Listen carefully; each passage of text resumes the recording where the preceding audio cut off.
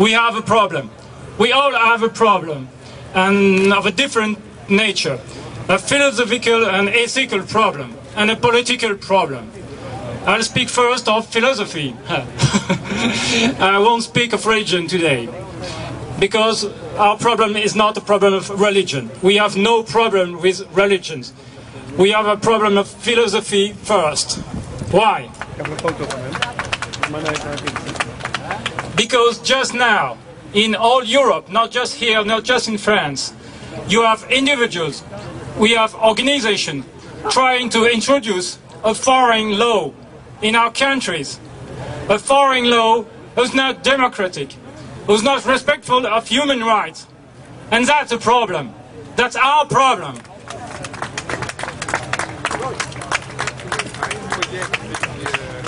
This law is named Sharia, the Sharia law, the law of Islam. But it is not our law. We are democratic countries. Laws are voted by people.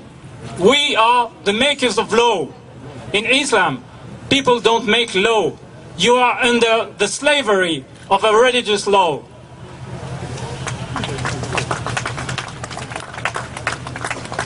And I call it slavery. Yes, slavery.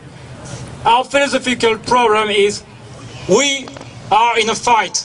The fight between democracy and slavery. We are the camp of liberty, of freedom. Some people and some organizations are trying to introduce in our democratic countries a system based on slavery. And that's absolutely unacceptable.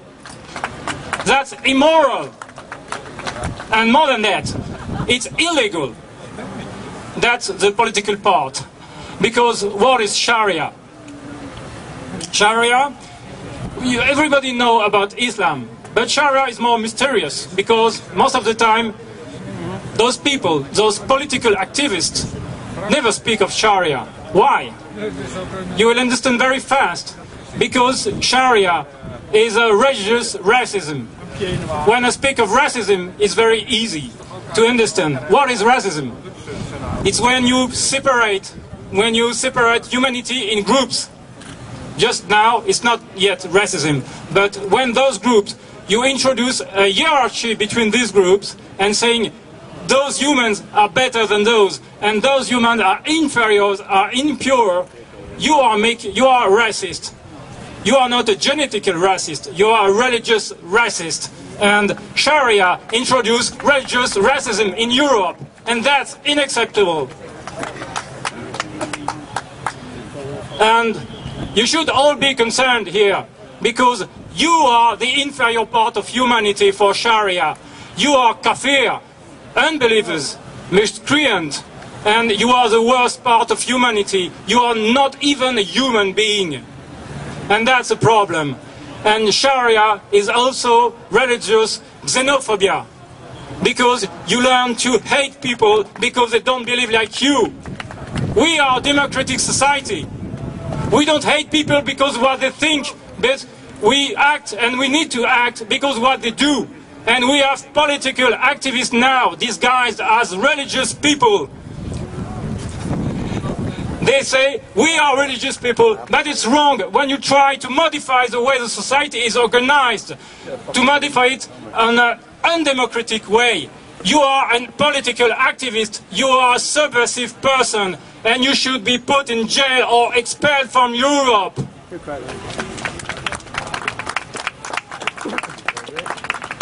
And it's not finished. Sharia, I'm not finished with Sharia. Sharia is religious sexism. Because in Sharia, the women are dominated by men. And that's unacceptable too. That's immoral. Here we are the country of equality between men and women. When we get out of here, we're not going to be able to Can we just make it very, so sorry to interrupt, but... Okay, let's continue. I was not finished with Sharia. Because, as I said, Sharia is religious racism, religious xenophobia, religious sexism. But it's not all. It's only religious apartheid. Sharia law and promoters of Sharia law are introducing in our society religious apartheid, a scandalous and immoral apartheid, a self-apartheid and a food apartheid, a clothing apartheid, a behavior apartheid. Sharia is incompatible with the principles of democracy. And bad luck for Sharia, we are based on democratic principles. So, how can organization, how can individual try to promote a non-democratic and unrespectful of human rights ideology, totalitarist ideology? It shouldn't be possible. And the problem is, and that's why this problem is becoming a political problem, that our political people, our representatives, who should defend democracy, who should defend us against promoters of a non-democratic ideology, of a non-democratic way of organizing society, they don't protect us. Just look at this. A British citizen, non-violent, coming here to speak in a democracy, is forbidden by his own police, his own government to speak. How it is possible in democracy? How can you forbid people to speak? You are not insulting people. You are not preaching hate. You are just speaking about politics and ideology. How is it possible that in democracy it could be forbidden? How can we pretend to be in democracy when religious organizations forbid people to speak? That's impossible, that's scandalous, that's immoral. And that's why the ILS was created.